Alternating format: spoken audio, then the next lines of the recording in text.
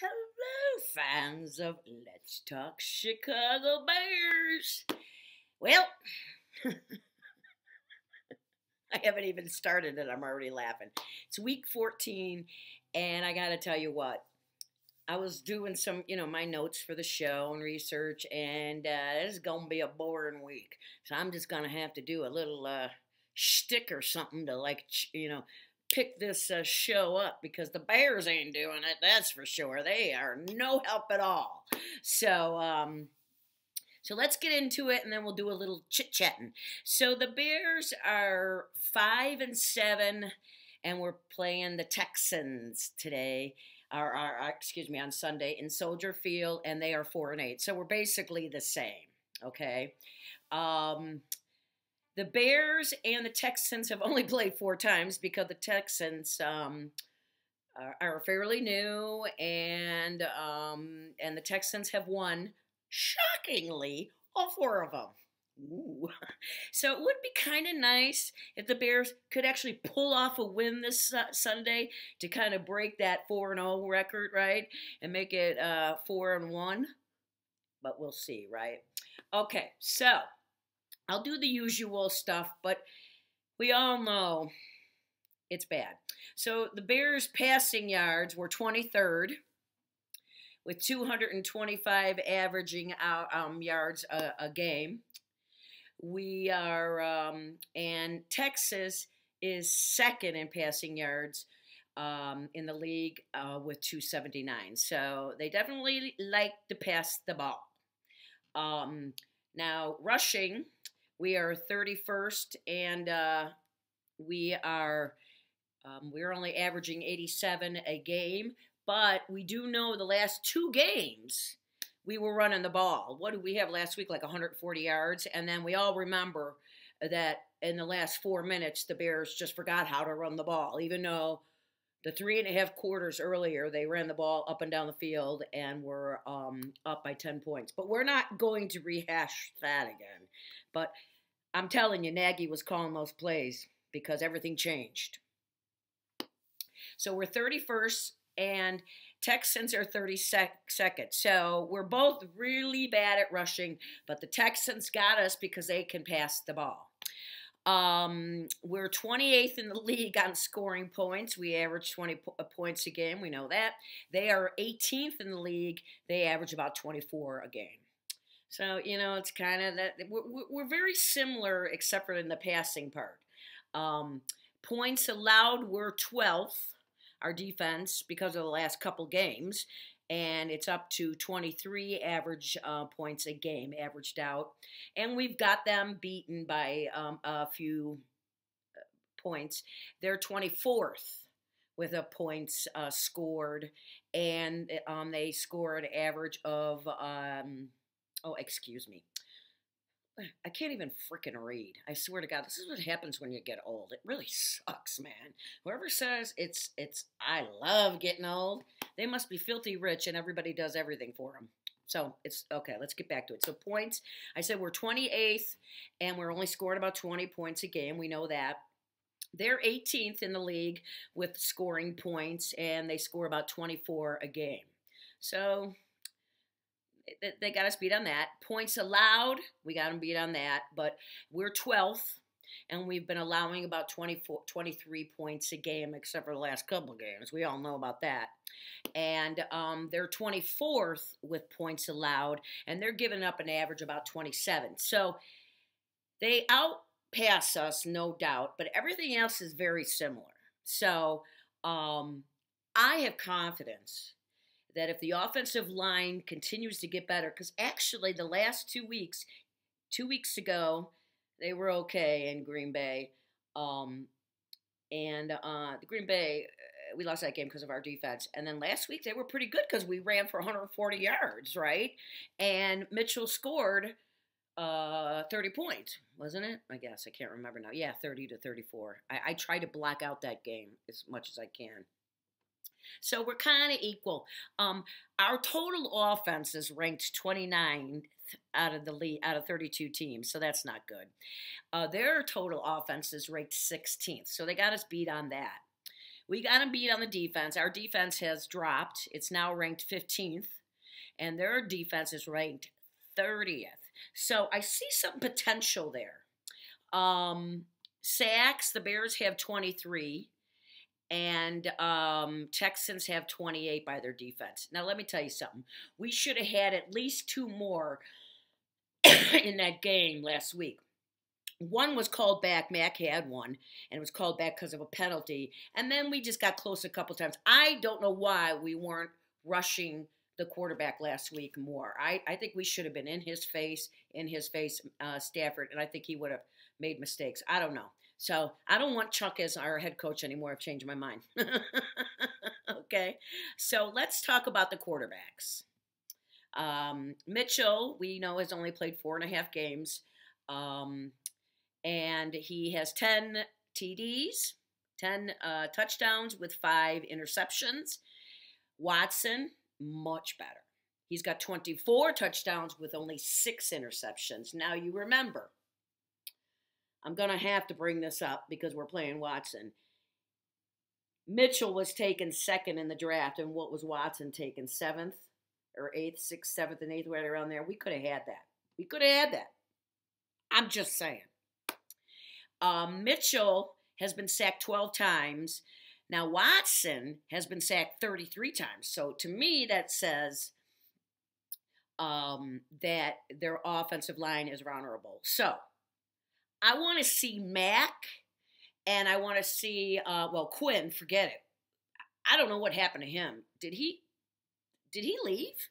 Because I don't hear his name ever. But I want to see some sacks. I want to see at least 3 sacks this week. I'm calling for 3 sacks. Allen Robinson, he's getting close to 1,000 yards, which I'm really happy about. He's got 904 yards. Probably should have closer than that to do 1,000 because he dropped a few balls recently. Montgomery, our running back, with missing 1 game, he's got 647 rushing yards. Their top receiver is Will Ferrell, and he has 879 yards, and their running back, David Johnson, has 452 yards. So we definitely have more yards, and, I didn't put Patterson down there, but he's got a couple hundred yards rushing now, and so we're beating them in both those areas and individual stats. So on paper, we have the edge a little bit, even though there's a few things that are better in us. But overall, if you did the numbers on paper, we should win this game. Okay, I got to stop laughing. Roquan Smith, I just wanted to give an update. He's got 110 tackles, which is just awesome to me, okay? So let's talk about this. They're close. They're both bad. And in week 4, their head coach, Bill O'Brien, and their /GM. So Bill O'Brien was their GM and their coach, and he was fired after week 4. They hadn't won a game. They were 0-4, and his record was 52-48 with the Texans. He came to the Texans in 2014, and in my opinion, I don't think those days are over. Where it was many years ago, coaches did do both coaching and the GM jobs, and you just can't do that anymore. I don't know why any team would sign a coach and let him be in the GM too, because it's just too much responsibility and it's too much work. And I don't think you're objective enough if you're both the GM and the coach. So personally, I think that was Bill O'Brien's undoing. Had he not been the GM, he might have a better record because he's done some stupid ass shit. When Bill O'Brien, and Bill O'Brien, I'm not sure if you guys remember, but back in 2012, when that scandal was going on at Penn State where Joe Paterno's, I forget what that guy was, but he was one of the coordinators or something. His friend turns out was abusing the players, and abusing young kids, and which got Joe Paterno fired and ultimately cost him his life because he died shortly after that. Well, you can't blame him. I mean, kind of sucked because Joe was a legend there. They even took down his statue at Penn State. And I get it, but he didn't do it. So I'm not sure they should have gone quite that far, but whatever they did. So Bill O'Brien joined Penn State right after that scandal. So he was the first coach to coach Penn State after Joe had gotten fired. So the following year, Joe had gotten fired in the offseason of 2011, and Bill took over. And then after 2 years with Penn State, he went to the NFL. These are just two of the stupid moves.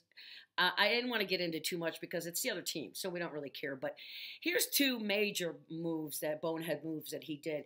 He signed Brock Osweiler. Remember him? Where he sat in for Peyton Manning a few years ago, the year they won the Super Bowl in Denver, when Peyton was hurting. And, he caught lightning in a bottle again, kind of like Foles when he won the Super Bowl in 2017 in Philadelphia. So everybody thought this Brock guy was all that.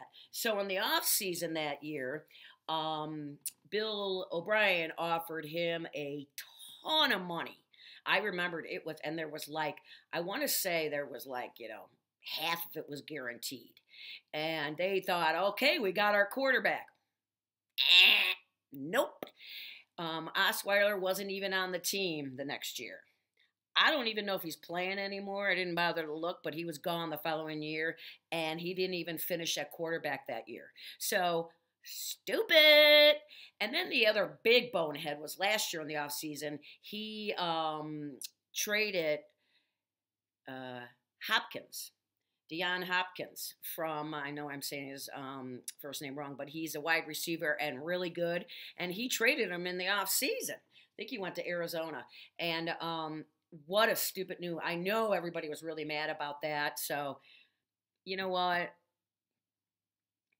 What can I say? So now they've got an interim coach, and we don't really care. But they got a quarterback. And they've got J.J. Watt, but he's getting old, and he's always hurt. So we'll see. I say every week I want the Bears to win, because I do. Even though now it's to the point where, which I'm going to talk about in a minute, the draft picks are starting to become, we've only got 4 games left. And as much as it kills me to say this, it wouldn't bug me all that much if they lost the next 4 games. Although, asterisk, only if Pace is gone. Because Pace is horrible, as I've told on you on other shows, at the first round pick. He can't pick them. He can only pick 2 through 5 rounds. And we could be in the running for a pretty decent quarterback from college. If we go, there's many teams. I looked it up, and I'm going to tell you some of the teams in a little bit who are looking for quarterbacks. I figured we might as well talk about that, right? Because the game. So my prediction is, I think the Bears are going to win this game. I really do. And I think Mitchell is even going to have a better game. I mean, he had one mistake in last week's game, was that fumble on the 10-yard line that was 50-50. 50 his fault, 25% line, and 25% awesome defensive play. Actually, that was more like a 50% offensive defensive play, because that guy just came and just whacked, So I say they're going to win. What do you guys think about that? But they probably won't. So basically both teams suck. So what I was talking about, though, is about the next 4 games, because we've got Texans this week. We've got Minnesota next week. We've got the Jaguars, who have only won 1 game, the following week. And then the very last game is Green Bay and Soldier Field. Now, I will say I would love to win that game, because it might hurt Green Bay's chances in probably not winning the division. We know that. And maybe it just leave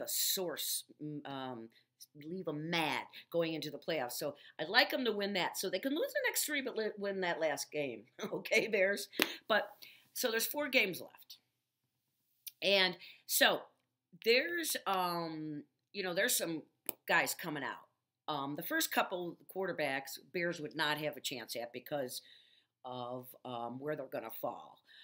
Because these are the teams, in my opinion, that are looking for quarterbacks. The Bears, Denver, the Jets. They have Sam Darnold, but I think they're done with him. I think they're going to try to either, I don't know, depending on his contract, release him or trade him. They won't get much for him, though. I thought about maybe the Bears taking him because maybe he just needs somebody to mentor him. Although, again, that's only if we get a real coach. Nagy ain't the answer to mentoring Sam Darnold because, as we all know, he didn't mentor Mitchell. He screwed him up. Okay, the Jaguars are also clearly looking for a quarterback.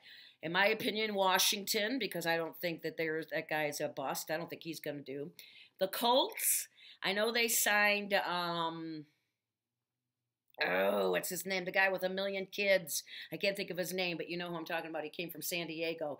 And I thought it was done last year because he was throwing 1 million interceptions, but he's not really done. He started up pretty good, and then, you know what? I think he's done.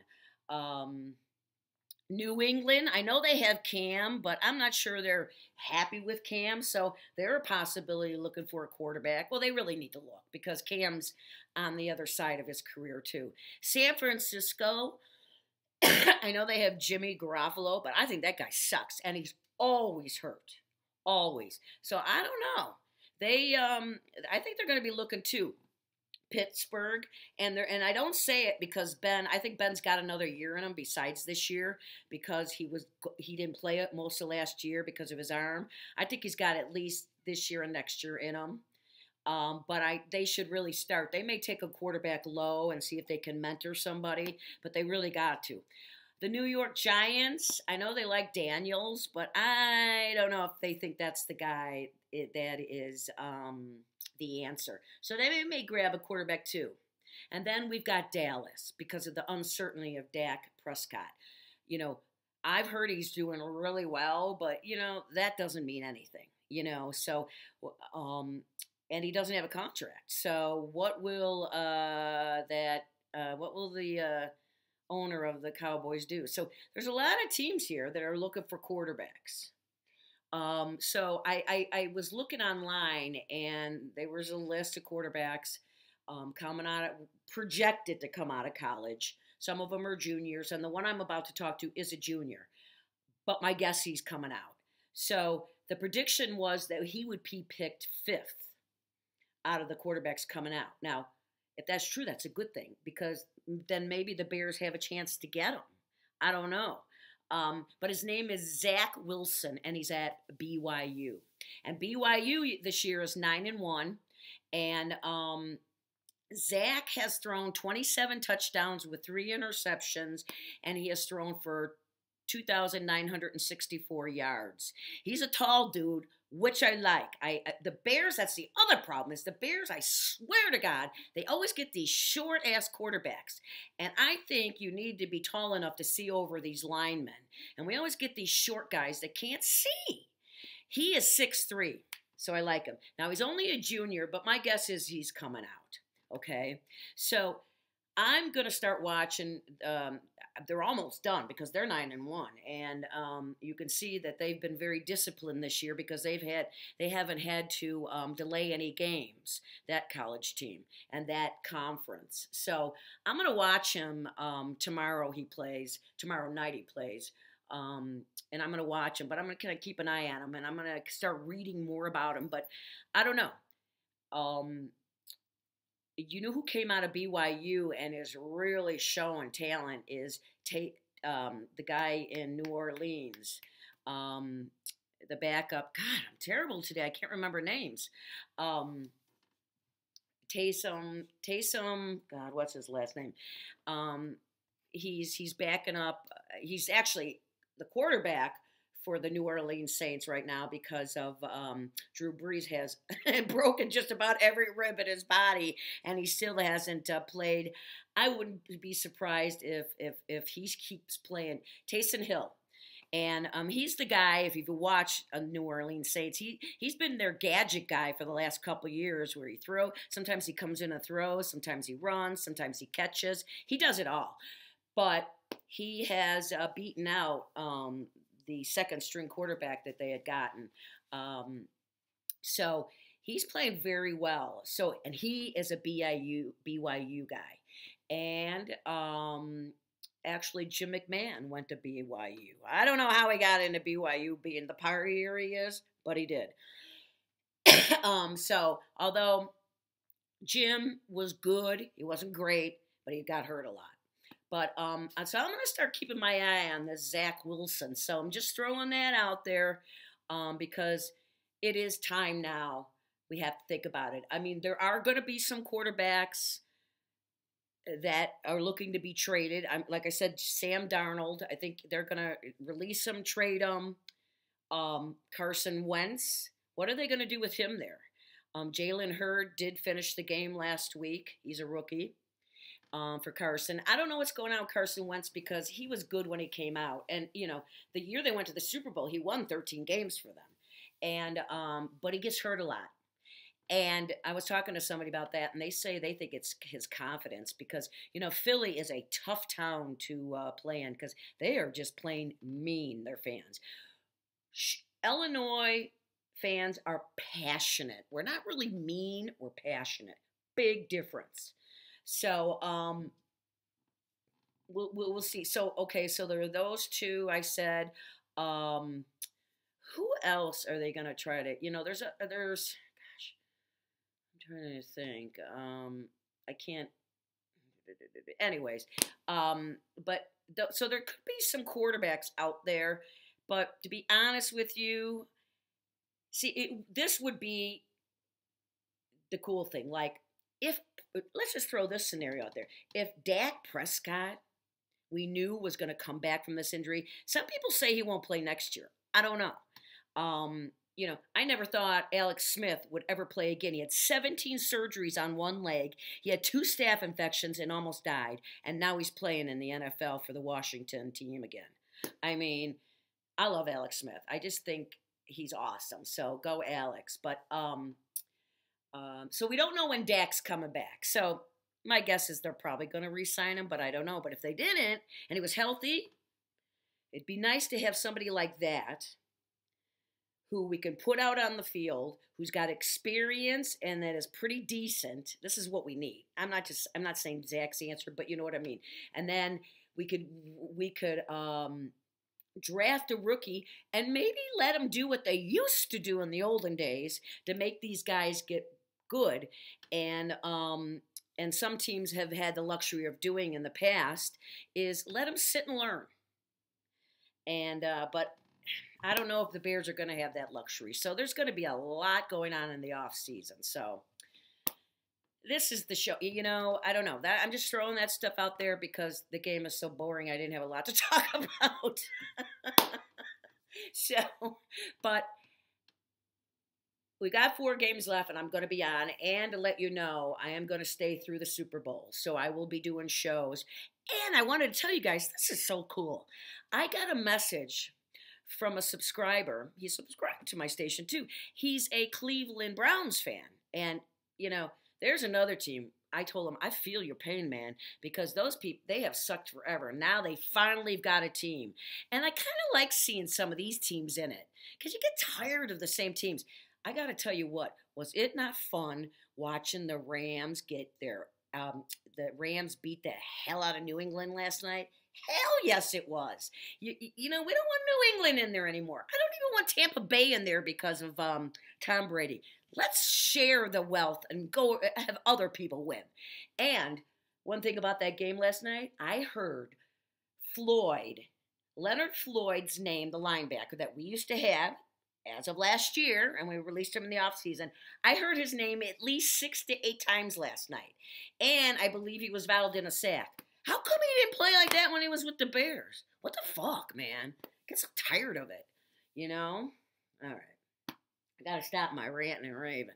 But so anyways, he's a Cleveland Brown fan, and he said he was tooling around the internet the other day, and he was watching other people's videos, and he came across one of mine, and he's like, "Hey, I really liked your video. I'm a Browns fan, but I'm gonna watch your videos." I'm like, "Right on. That's pretty cool, isn't it? I love you guys. You're awesome." And okay, and the other thing I was gonna throw out there, and I don't know if anybody's going to do it, but I just mailed my second letter to George McCaskey. And what would be really, really awesome is if I can get all my subscribers to write him a letter and mail it, not a email. You got to put it in the mail, and you got to put it attention George McCaskey. And let's inundate him with letters. You don't have to write big. Just say, anything. You put a paragraph, you can put 2, you put 3, whatever you want to do, how many paragraphs. But basically, tell them we're sick of it. We're sick of all these years of promises and from year to year. And, after the 12-4 season in 18, were we not pumped and thought we were all going to go to the Super Bowl last year? Yeah. Well, look what Nagy did. So we're sick of it. They need me as their coach. That's what I'm saying. Yeah, right now. But, so let's all do it. Come on, guys. Let's have some fun. Let's get on his nerves, okay? But I love you guys. You guys are just awesome, loyal fans. And I just do. I really do. I don't got a good story. I'll wait till I got a good story next week for the Minnesota game. But I've gone on long enough. So I love you. And as I always end my shows, keep on loving one another. Help somebody out if you can. We're in this together. The more we stick together, the better it'll be. Because, 2020 is almost over. And then we've got a bright future ahead of us in 2021. I don't know about the Bears, but we all do. No, I think we do with the Bears too. Wait a minute. That was the one thing I wanted to mention. Let's go back a little bit. I read a story, and I don't know if it's going around Illinois and Chicago a lot, but there was a rumor that the Bears were talking with Peyton Manning as our GM. Now, I don't even know if that's true. But, and I've talked about this before, I said I didn't want a first-time GM or coach again. But I'll tell you what. I would take Peyton Manning, and this is why. Because that guy works his ass off. He was always a student of the game, and he wants to win. And he pushes people. And he don't take second best for anything. So you know what? I would be like so down if he did, but I've read articles. I went and read some more articles that his kids are at the age right now that he wants to be around, and he don't need the money, that's for sure. So they said he will end up probably being a GM somewhere or a president or something of a football team, but not for a couple more years until his kids get a little older, so that he doesn't miss out on stuff, which you totally get. But put that thought in your Christmas stocking. Peyton Manning. And he's going to get somebody to coach the Bears. He knows. So, but, hey, we could wish for that. Santa. Oh, Santa. Besides a quarterback, can we have Peyton Manning as our GM? Oh, man. I cracked myself up. All right, fans. I love you. Again, stick together. Love one another. Be kind to people. Because we need each other. And everybody's getting a little cranky. I can tell when I'm out and about, if I'm going to the store or whatever. You can see people are a little on edge. So, just smile at people. Somebody just said that to me the other day. I went into my dispensary. And they're like, you always come in here smiling. And I'm like, well, I like you guys. You're my only friends. My best friends are the checkout women at the grocery store and the bud tenders at the dispensary. That's my friends. Pretty sad, isn't it? Oh, well. I'm cracking myself up today. All right. As always, keep on rocking and rolling from Vegas, baby. And go Bears!